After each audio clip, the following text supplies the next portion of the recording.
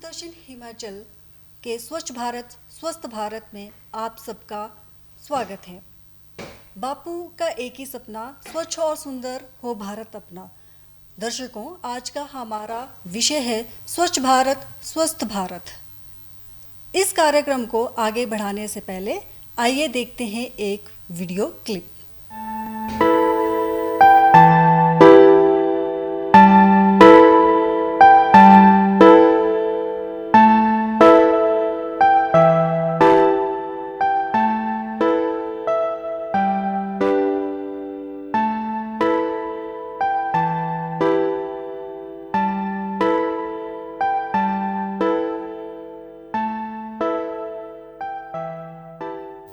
आइए आपको रूबरू करवाते हैं इन शख्सियत से। आज हमारे साथ स्टूडियो में मौजूद हैं अनूप वैद्य जी। अनूप वैद्य जी, आपका स्टूडियो में आने के लिए बहुत बहुत स्वागत है। नमस्कार जी। अनूप वैद्य जी एक्स काउंसलर रह चुके हैं बैनमोर से और ये चेयरमैन भी हैं बायोडाइवर्सिटी मैनेजमेंट कमेटी शिमला से, और ये आर्ट ऑफ लिविंग से भी जुड़े हुए हैं और साथ में ये सोशल वर्कर भी हैं। सर, आपने कोविड-19 में जो शिमला में इतना काम किया, लोगों की सहायता की, तो आपने इसकी हिस्सेदारी कैसे अपने साथ शामिल की?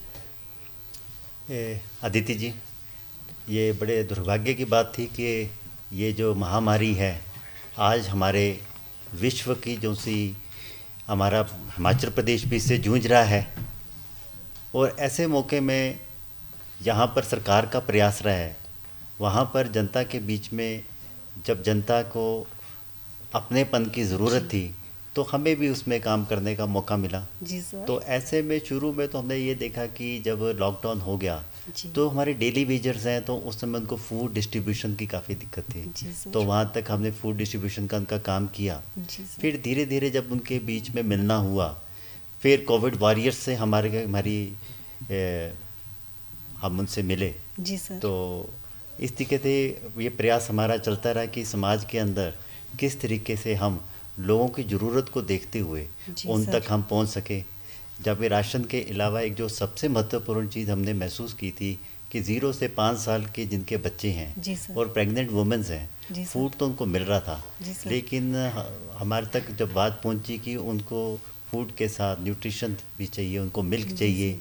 तो ऐसे वक्त में हमने सुपर कंपनी के लोगों से बातचीत करी और उनसे हमको स्पेशलाइज्ड एक हमारे को रस्क और मिल्क एक अच्छे पैकेट में मिला, जो कि हमने उन्हीं लोगों को पहले चिन्हित किया हमारे वॉलंटियर्स ने, जिसमें कि हमारे पास 236 परिवार एक, 70 परिवार एक और 15 परिवार एक शिमला के अलग अलग जगह के थे। उन तक हमने वो सेवा जो थी नियमित रूप से दी है। इसमें हमारा आर्ट ऑफ लिविंग का और हमारे सभी वॉलंटियर्स का इसमें काफ़ी योगदान था। इसके साथ टेक्नोलॉजी का एक बहुत बड़ी भूमिका रही है। इसमें हमारे पास शहर के विभिन्न अलग अलग वर्ग के लोगों ने व्हाट्सएप के साथ हम जुड़े थे, और एक सोशल डिस्टेंसिंग का काम भी हमने देखना था। उसमें हमने क्या किया था, अपने पास डिफरेंट एरियाज़ के अंदर हमने अपने स्टोर्स बना दिए थे। शुरू में तो काम वैसे ही एक व्यक्ति से 2 व्यक्ति मिले हमारा काम शुरू हुआ। तो सर, जैसे आपने ये स्टार्टिंग किया, आपने ये पूरा प्रोग्राम स्टार्ट किया, तो आपको इसमें लोगों का कैसा रिस्पांस आना स्टार्ट किया? कुछ लोगों ने इसको नेगेटिव वे से भी लिया होगा, कुछ लोगों ने इसको पॉजिटिव वे से भी लिया होगा। तो स्टार्ट करने के लिए हमें, कोई भी प्रोग्राम स्टार्ट करने के लिए हमें दिक्कत तो आती है, लेकिन आपको किस तरह से लोगों का रिस्पांस आना स्टार्ट हुआ? आपने बहुत अच्छा प्रश्न किया है। देखिए, दिक्कत की बात ये थी कि जिस वक्त की प्रधानमंत्री जी ने कहा कि सब लोग घरों में रहें, जी सर, उसी वक्त जब हम घर से बाहर जा रहे थे, सबसे पहले तो घर से ही प्रश्न चिन्ह हमारे लिए उठ गए थे। जी सर। कि दुनिया सब घर के अंदर है, आप लोगों के बीच में जा रहे हैं। जी सर। और आप स्लम्स में जा रहे हैं। जी सर। तो उस वक्त किसी ना किसी को तो बाहर निकलना था। तो उस वक्त जो हमारा शिमला का सेवा ग्रुप था, तो हम लोगों ने अपनी रिस्पॉन्सिबिलिटी समझी, और उस समय हम सब के सब बाहर हमारा निकलना ज़रूरी था, क्योंकि अगर हम कुछ लोग अगर चाहे अंदर रहते नहीं, हम नहीं कहते हम अकेले निकले, बहुत सारे समाज सेवक, हर एक व्यक्ति ने यहाँ पर समाज के हर एक वर्ग ने इसके अंदर अपना अपना योगदान दिया है। लेकिन शुरू में तो एक ऑर्गेनाइज्ड वे में नहीं था, बाद में डिस्ट्रिक्ट एडमिनिस्ट्रेशन के साथ मिलकर यहाँ पर हमने कच्ची घाटी से लेकर छोटा शिमला तक का जो सा एरिया, जितने भी वार्ड बीच में आते हैं वो हमने आइडेंटिफाइड, जितने भी हमारे पास डेली वेजर्स हैं उनको हमने आइडेंटिफाइड किया और उन तक रेगुलर यानी कि फूड डिस्ट्रीब्यूशन का हमारा काम उसमें चलता रहा। जी सर। सर जैसे हमने देखा है कि लास्ट 2 मंथ्स में हम सबको बहुत दिक्कतें आई इस कोरोना की वजह से, तो जो कोरोना वॉरियर्स जो थे उसमें आपने समाज के किस सेगमेंट के लोगों को अपने साथ लेकर जो है वो ये कार्यक्रम आगे बढ़ाया? देखिए, इसमें जब हम अपना काम कर रहे थे तो हमने देखा कि हमारी सबसे ज़्यादा इंटरेक्शन जो सी हुई है वो हुई है नगर निगम शिमला के जो सफाई कर्मचारी हैं। जी सर। सफाई कर्मचारी, नगर निगम के जितने सफाई कर्मचारी हैं, मैं इनका बहुत धन्यवाद करना चाहता हूँ। हमने इन सबको सम्मानित भी किया है हर एक वार्ड में जाकर, और वहाँ पर हमने देखा कि ये लोग, जबकि सब लोग थे, क्योंकि लोग उस वक्त घर से बाहर निकल नहीं रहे थे, लेकिन इन लोगों ने घर में आकर door to door garbage collect किया। उसके अलावा इन लोगों ने हमारे पास सैनिटाइजेशन का बहुत अच्छा काम किया। जब बाज़ार में बीच में खुल रहा था, इन्होंने वो सभी जगह पे खाली वक्त में सैनिटाइजेशन का काम जो सा था, जिसकी ज़रूरत थी, इन लोगों ने अपने सीमित रिसोर्सेज की तरह, क्योंकि किसी ने पीपी किट्स नहीं सुनी थी, सैनिटाइजेशन में क्या लगता है किसी को मालूम नहीं था, लेकिन इन लोगों ने प्रशिक्षण बहुत कम समय में लिया। इसके साथ साथ आपको बता देना चाहता हूँ, शिमला के शहर के अंदर यहाँ पर नाले हैं जो कि काफ़ी टूरिस्ट सीजन में भर जाते थे। यहाँ पर अभी भी गंदगी फंसी थी, क्योंकि सर्दियों के बाद यहाँ पर पेड़ की जो सी हमारी पत्तियाँ होती हैं, उसके अलावा भी ये काफ़ी जो था कूड़ा था फंसा हुआ था।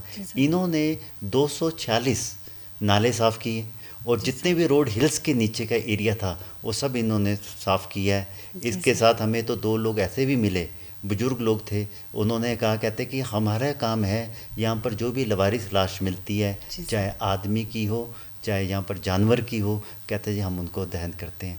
तो उनके साथ मिलके एक प्रोत्साहन का काम हमने किया, उनको हमने सल्यूट किया, ताकि ऐसे वक्त में इन्होंने हमारा सबका बहुत अच्छा ख्याल रखा। मतलब आपको सोसाइटी के हर एक सेगमेंट, हर एक आदमी का आपको सहयोग मिला, तभी हमारा कार्यक्रम जो है वो आगे बढ़ा, वरना एक की बात तो थी नहीं सर, है ना। तो आपने ये जनता के लिए, इस प्रदेश के लिए ये बहुत बड़ा कार्य किया। हम आप पे बहुत गर्व महसूस करते हैं सर। आप जैसे प्राणी हमारे इस प्रदेश में, देश में होने चाहिए, ताकि कोरोना जैसे महामारी में जो हमें दिक्कतें आ रही थी, आप लोगों की सहायता से जो गरीब परिवार थे उनको टाइम टू टाइम राशन मिला। क्योंकि सर इस टाइम में तो अगर हम देखें तो शॉप्स बंद थी, हमें टाइम से सामान नहीं मिल रहा था, और ये सब दिखते सर वो जो मीडियम फैमिली के होते हैं उनको ज़्यादा आएगी, क्योंकि उनके रोजी रोटी तो वैसे ही छीन चुकी थी। तो आपने उनको एक मतलब मसीहा बनकर जो है वो इनकी बहुत ज़्यादा हेल्प की है। इसके चलो लिए मैं इतना नहीं समझता, हम तो देखो इसी समाज का हिस्सा थे, ये हमारी सबका एक जिम्मेवारी का फर्ज था। मैं तो इसी लेता हूँ क्योंकि ऐसे वक्त में ना केवल हम समाज के अंदर, एक हिंदुस्तान के अंदर मैं तो ये जानता हूँ कि जो गरीब लोग हैं, जो असहाय अपने आप को समझता था, उस व्यक्ति को ऐसे वक्त के अंदर एक कॉन्फिडेंस ज़रूर बिल्ड हुआ है कि ऐसे वक्त में भी हिंदुस्तान की जो जनता है हमको नहीं छोड़ेगी, और हम उनका पूरा का पूरा साथ खड़े हैं। जी सर। चलिए देखते हैं आगे एक छोटी सी वीडियो क्लिप।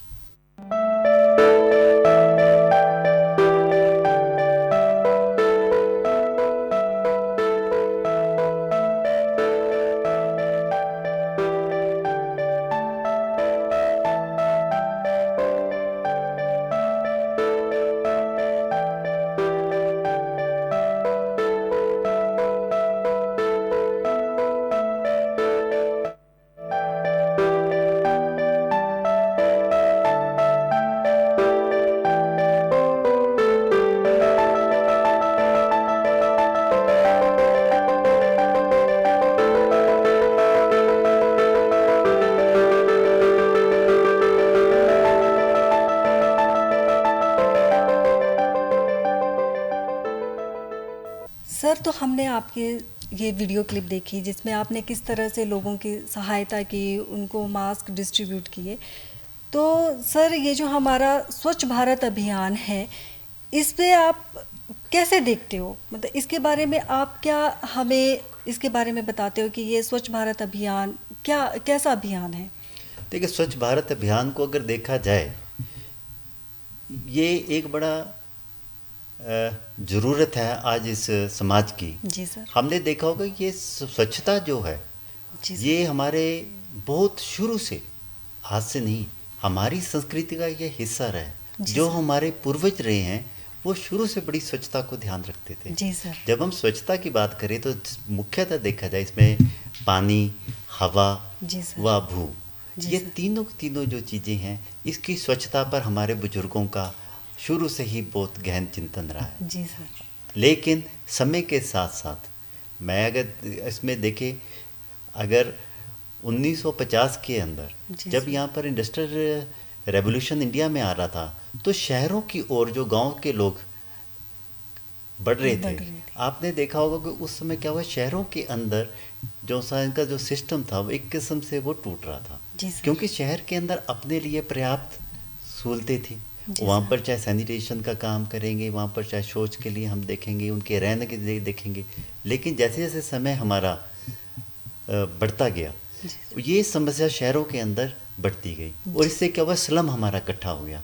और वहाँ के जो स्लम के इकट्ठे होने से वहाँ पर जो स्वच्छता थी, वो हमारी ख़राब हो गई। आज आप देखेंगे कि स्वच्छता को हम किस तरीके देखेंगे, एक इसमें सरकारों का बहुत अच्छा योगदान आज की डेट में रहा है। नरेंद्र मोदी जो देश के प्रधानमंत्री हैं, जी सर। उन्होंने इसको बहुत अच्छे, महात्मा गांधी जी ने जो एक अपना काम शुरू किया था, उसी चीज़ को आगे बढ़ाते हुए जी सर। नरेंद्र मोदी जी ने अपने इसको स्वच्छता को जो अमी जमा पिलाया, आज उसका फ़र्क ये है कि आज लोगों की जो मानसिकता है, जी उसमें बदलाव आना शुरू हो गया है। जी सर। आज सड़कों के अंदर चाहे ठोस कचरा हो, जी सर। ठोस कचरे के अलावा हमारे पास मलमूत्र हो, जी सर। इसके ऊपर हमारा नगर निगम का जो सा कार्यक्रम है, ये बहुत अच्छा चल रहा है। जी सर। तो सर, जैसे आपने बताया है कि ये जो इंडस्ट्रियल रेवोल्यूशन था, उसकी वजह से ये हमारा जितना भी पर्यावरण था, ये प्रदूषित हो गया था। तो अगर हम सर शिमला की बात ही लें, तो आज हम ये देखते हैं कि कंपैरेटिव टू अदर स्टेट्स अगर हम देखें तो उतना नहीं है शिमला शहर के बीच में। लेकिन फिर भी आप जैसे आप लोगों ने पहले देखा होगा कि शिमला का वातावरण पहले कैसे था, और जैसे हम अपने पूर्वजों से भी सुनते हैं कि ये ऐसा, मतलब पहले शिमला का वातावरण बहुत ही अच्छा हुआ करता था, स्नो कवर्ड यहाँ की माउंटेन्स रहती थी। तो सर, जैसे आपने शिमला शहर की अगर हम बात करेंगे, तो आपने इस अभियान को शिमला शहर में किस तरह से आपने इस अभियान को और ज़्यादा प्रोत्साहित किया, और ज़्यादा इसमें आपने तरक्की की इस अभियान में? देखो, शिमला के लिए देखा जाए, शिमला तो मेरे ख्याल से अंग्रेज़ों के द्वारा बसाया गया जो शहर था, ये शुरू से ही बड़ा साफ़ सुथरा शहर रहा है। जी sir. With the passage of time, tourist जब यहाँ पर आने शुरू हो गए, क्योंकि ये 15-20 हज़ार लोगों के लिए बना था, जब यहाँ पर 2 लाख लोग आ गए, इस शहर की भी अपनी एक सीमित कैपेसिटी थी। इसके अंदर क्या हुआ कि यहाँ पर भी ठोस कचरा है, इसका जो प्रबंधन है, इसके अंदर दिक्कतें आनी शुरू हुई। जी सर। ठीक है, विद सरकारों ने उस वक्त ठीक, नगर निगम ने ठीक चाहा, यहाँ पर डंपर्स लगा दिए, लेकिन डंपर्स का नुकसान ये हुआ कि यहाँ पर बंदरों ने आकर उसके अंदर बैठना शुरू कर दिया, मंकी मेस जैसी प्रॉब्लम्स आनी शुरू हो गई। लेकिन आपने पिछले कुछ समय में देखा होगा, आज शिमला के अंदर एक भी डंपर नहीं है। जी सर। डंपर निकाल दिए, फिर उसकी जगह ले ली यहाँ पर door to door garbage collection. तो door to door garbage collection की वजह से आज शहर के अंदर ठोस कचरा, आपने देखा होगा कि इसका जो गीला कचरा है और सूखा कचरा है, हो सकता है कोविड की वजह से आजकल वो ऐसे नियमित रूप से ना हो, लेकिन फिर भी काफ़ी हद तक इसको जो पहले इकट्ठा करके हम पहले पहाड़ियों में फेंक देते, डंपिंग साइड में फेंक देते थे, लेकिन ऐसा नहीं है। आज इसके लिए एक वेस्ट टू एनर्जी संयंत्र लगा है, 35 से 40, मेरे ख्याल 25 से 30 करोड़ रुपए का हमारे समय में लगा था। उसमें बिजली उत्पादन होगा, उसका जो सा इस तरीके की जो टेक्नोलॉजी का यूज़ लिया है नगर निगम के अंदर काफ़ी, यानी कि अब इसमें हमारे अच्छा कार्यक्रम के तहत और इसके साथ जो हमारे कम्युनिटी टॉयलेट्स हैं जी या सर। पब्लिक टॉयलेट्स हैं, ये पहले गंदे हुआ करते, लेकिन आज with the passage of time इसके अंदर पे एंड पे एंड यूज़ क्या है, इसमें जी पहले सर। सुगम अपना काफ़ी अच्छा काम करता था। आजकल भी काफ़ी हद तक शिमला शहर के अंदर सफाई के ऊपर देखा जाए तो इस पर हमारा साफ हुआ है। कोविड के टाइम में तो इसका जो से प्रबंधन है जी ये सर। और अच्छा हुआ है। हमारे इसमें कोरोना वॉरियर्स थे, इन्होंने का बहुत अच्छा काम किया तो है। सर जैसे आपने इस अभियान को स्टार्ट किया था, जी। जो आपका स्वच्छ भारत अभियान था, जैसे आपने बोला कि ये जो सॉलिड और जो हमारा दूसरा जो वेस्ट है वो अब जैसे हम भी देख रहे हैं कि door to door garbage collection हो रही है, लेकिन आफ्टर मतलब बिफोर आपके पास ये जो जब ये कोरोना आया, मतलब जनवरी से हम ले लेते हैं, तो तब से ये गार्बेज मतलब इकट्ठा ही उठ रहा था। पहले तो ये सूखा और गीला उठता था, लेकिन सर जैसे आपने इस मुहिम को स्टार्ट किया तो आपको इसमें क्या क्या चुनौतियों का सामना करना पड़ा? तो शुरू में तो क्या माइंड सेट है, जी सर। पहले तो आप यहाँ पर पहले तो अपने घर का कूड़ा उठाया बाहर फेंक दिया। जी सर। हम लोग भी ऐसे ही करते थे, लेकिन जब 40 रुपए देने पड़े तो थोड़ा आदमी को पिंच करने लग गया। जी सर। लोगों को लगता 40 रुपए किस बात के देने हैं, क्योंकि हमारे यहाँ पर तो हर चीज़ फ्री लेने की आदत है। फ्री लेने लेकिन आज 80 रुपए देने लगी। आज अब धीरे धीरे लोगों की मानसिकता के अंदर है वो चेंज आना शुरू हो गया। जी सर। ये एक सबसे बड़ा योगदान है कि आज इसके अलावा क्योंकि कोई भी कार्यक्रम अगर उसमें पीपल पार्टिसिपेशन ना हो, वो जी। कार्यक्रम जितने से बड़ा अच्छा प्लानिंग किया हो, उसमें people participation is very important. इसमें जितने भी हमारे नगर निगम के चुने हुए उस वक़्त के काउंसलर्स थे, उनका बहुत अच्छा रोल रहा है। जी। उन्होंने अपने लेवल पे अपनी कम्युनिटी के अंदर जाके उन सब लोगों को समझाया और उसके जी काफ़ी सर। अच्छे रिजल्ट्स आए हैं। जी सर। तो सर अब आपने जैसे आपने बोला कि हमारे जितने भी काउंसलर थे वो उन्होंने आगे जाकर लोगों को जागरूक किया, तो आपको क्या लगता है कि अब इसका क्या रिस्पांस आ रहा है लोगों से? क्या लोग आज भी, जैसा आप बोल रहे हो कि पहले लोग जो है वो जागरूक नहीं थे, तो आज लोग जागरूक हो गए हैं, तो सर कितने % लोग आज जागरूक हैं इसके लिए?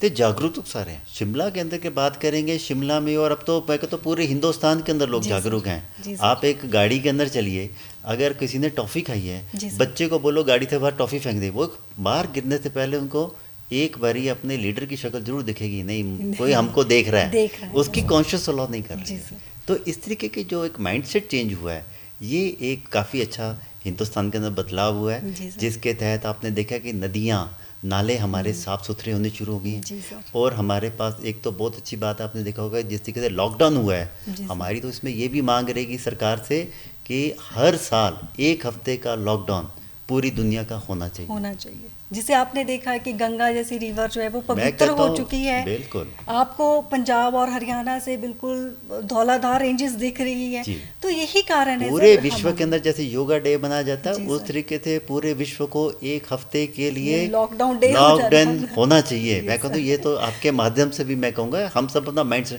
अपने परिवार के साथ जी रहें, सर, जी ठीक सर। है, और अपने आप के लिए, क्योंकि किसी के पास इतने भागा, 1 हफ्ते के अंदर आपने देखा होगा जी। सब कार्यक्रम, ठीक है, लेकिन एक ऐसा वक्त था हमको किसी मजबूरी में अगर आना पड़ा, लेकिन जी। ये समय भी जो बुरा समय है, ये धीरे धीरे वैक्सीन जैसे ही आएगी ये भी समय निकल जाएगा और हम विश्वगुरु जो इस देश बन रहा है उसकी ओर अग्रसर हैं। जी सर।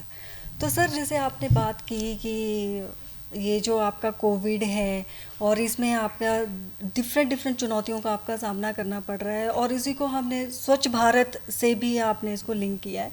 तो सर हम देख रहे हैं कि ग्रामीण क्षेत्र में आज भी कुछ लोग इसके बारे में जागरूक नहीं हैं। तो आप हमारे इस कार्यक्रम के माध्यम से आप उनके लिए क्या मतलब कुछ शब्द बोलो, उनके लिए जो है वो जागरूकता कैसे लाओगे? आपके क्या क्या कार्यक्रम जो है वो आपके आगे चल रहे हैं जिसके थ्रू हम जो है वो ग्रामीण मतलब रूरल एरियाज़ के लोगों को और जागरूक बनाए, ताकि हमारा जो कंट्री है वो टोटली जो है वो आपकी स्वच्छ भारत बन जाए, जो गांधी जी ने सपना देखा था उसको हम आज साकार कर दें। बिल्कुल। देखिए इसमें जो सबसे बड़ा जो काम है ना जी सर। अदिति जी, वो आपने देखा होगा कि जितने हमारे स्लम्स थे जी सर। वहाँ पर सबसे बड़ा चुनौतीपूर्ण कार्य था। Yes sir. वो तो क्या था, वहाँ पर मल मूत्र के लिए लोग आए नहीं, हाँ जी सर। टॉयलेट्स नहीं है, जी सर। ठीक है, अमृत के आने थे शहरों के अंदर। जी सर। हर एक घर को सरकार की तरफ से 6,000 रुपये मिला। जी सर। उनके घरों पे उन्होंने अपना सीवरेज लाइन बिछाया, जी सर। चाहे वो सरकारी ज़मीन पे बना चाहे जैसे मर जाए, लेकिन टॉयलेट सबको मिला। जी सर। उसी प्रकार गांवों के अंदर भी हर एक परिवार को सरकार की योजना के तहत टॉयलेट मिल रहे हैं। जी सर। एक सबसे बड़ा काम है कि जो लोगों के अंदर एक नेचर हो गया था, लोग पहले खेतों में किया करते थे, जी बाग सर। खुले में के शौच किया करते थे, लेकिन आज सब लोगों के घरों के अंदर वो शौच है। एक तो मैं कहता हूँ वहाँ पर कुछ बच गई हैं, वहाँ पर सबसे पहला जो था कि ओपन डेफिकेशन जो सी है ये जी बिल्कुल सर। बंद होनी चाहिए। दूसरा जो हमारा ठोस जी सर। कचरा है, जी सर। इसके अंदर जो हमारे पास गीला कचरा है जी उसको हम पिट्स बनाकर उसकी खाद बनाएं। जी जो सर। दूसरा है उसका ठीक तरीके से निष्पादन हो। और इसके ऊपर हमारे एक वॉलंटियर्स हैं, अरुणा जी, कोट खाई के अंदर उन्होंने काम किया था। जी सर। तो ड्यूरिंग माय टाइम वो हमारे साथ जुड़े, उसके ऊपर आपके यहाँ पर डॉक्यूमेंट्री भी बनी है। जी सर। क्योंकि एक लीड करने के लिए आदमी चाहिए, क्योंकि जिम्मेवारी जब आप लेने को एक आदमी तैयार होता है, उसी तरीके से आज तो हमारे गाँव के अंदर महिला मंडल हैं, जी सर। उनकी बहुत अच्छी भूमिका रहती है। जी। वहाँ के प्रधान हैं, उनको टेक्निकली नो हाउ चाहिए, उसके लिए वो बड़े जागरूक लोग हैं, वो आगे बढ़े और अपने गांव के अंदर इस चीज़ का जिम्मेवारी लें, तो उसके अंदर मैं कहता हूँ बहुत अच्छे इसके रिजल्ट्स रहेंगे। सर अंत में एक लास्ट क्वेश्चन है, कोविड से रिलेटेड, कोविड की रोकथाम के लिए हमारे दर्शकों के लिए आप एक स्पेशल मैसेज क्या देना चाहते हो?